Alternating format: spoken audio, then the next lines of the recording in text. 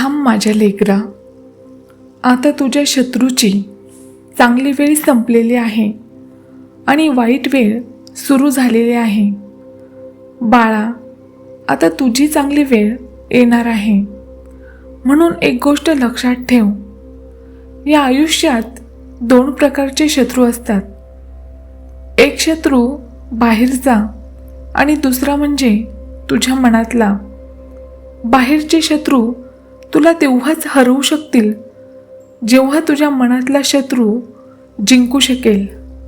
म्हणजेच तुझी मनातली भीती, तुझा आळस, तुझी निराशा हेच तुझ्या मनातले खरे शत्रू आहेत. त्यामुळे माझ्या लेकरा, तू आत्तापासूनच स्वतःला बदलून टाक. दररोज सकाळी स्वतःला सांग की मी हार मानणार नाही, मी थांबणार नाही, मी ठरवलेलं काम पूर्ण झाल्याशिवाय मागे हटणार नाही. हा विचार रोज मनात घट्ट करून ठेव, कारण आपल्या मनातले विचार बदलले की तेव्हाच आयुष्य बदलायला सुरुवात होते. ज्या लोकांनी तुला कमी लेखलं त्यांच्यावर राग करू नको. ते जे काही बोलले ते तिथेच विसरून जा.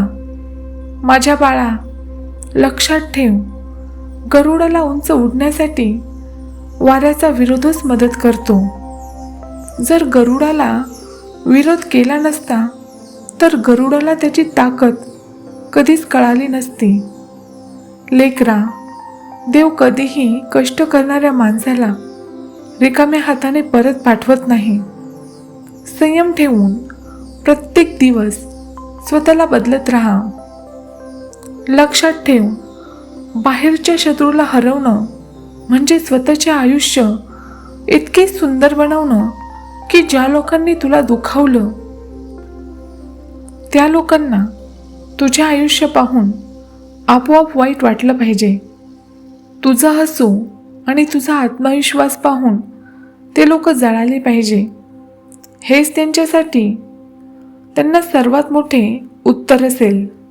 बाळा, आज जी तुझी परिस्थिती आहे ती कायम तशीच राहणार नाही, कारण प्रत्येक काळोखानंतर पहाट ही येतेच आणि प्रत्येक संघर्षानंतर विजय हा होतोच. फक्त विश्वास सोडू नको. लक्षात ठेव, देव प्रत्येकाची सारखीच परीक्षा घेत नाही. ज्या व्यक्तीकडून देवाला काहीतरी आयुष्यात मोठं काम करून घ्यायचं आहे, देव त्यांच्याच आयुष्यात संकटे, अडचणी टाकून देतो. म्हणून माझे लेकरा, तुझ्या आयुष्यात येणाऱ्या संकटांना तू शाप समजू नकोस, तर तू त्यांना देवाची तयारी समज. मला आज एक वचन दे की तू तुझ्या मनातल्या भीतीवर विजय मिळवशील. तू तुझ्या मेहनतीशी मैत्री करशील, देवावर विश्वास ठेवशील आणि आयुष्यात येणाऱ्या कोणत्याही परिस्थितीसमोर कधीच हार मानणार नाही. माझ्या लेकरा, आता तो दिवस खूप जवळ येत आहे जेव्हा तुझ्या संघर्षाच्या कथा लोक एकमेकांना प्रेरणा म्हणून सांगतील. लोक तुझी उदाहरणं देऊ लागतील. लोक म्हणतील की हा बघा, ज्याच्याकडे काहीच नव्हतं त्याच्या आयुष्यात एवढी संकट आली तरीही तो हरला नाही, लढतच राहिला आणि एक दिवस त्याने यशाचे शिखर गाठलंच. आणि जेव्हा लोक असे उदाहरणं देऊ लागतील तेव्हा तुझा बाहेरचा शत्रू आपोआप तुझ्यासमोर हार मानून घेईल. त्यामुळे तू आता चिंता करू नकोस.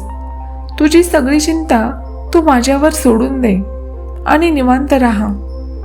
संदेश आवडल्यास व्हिडिओला लाईक करून चॅनलला सबस्क्राईब करून घ्या.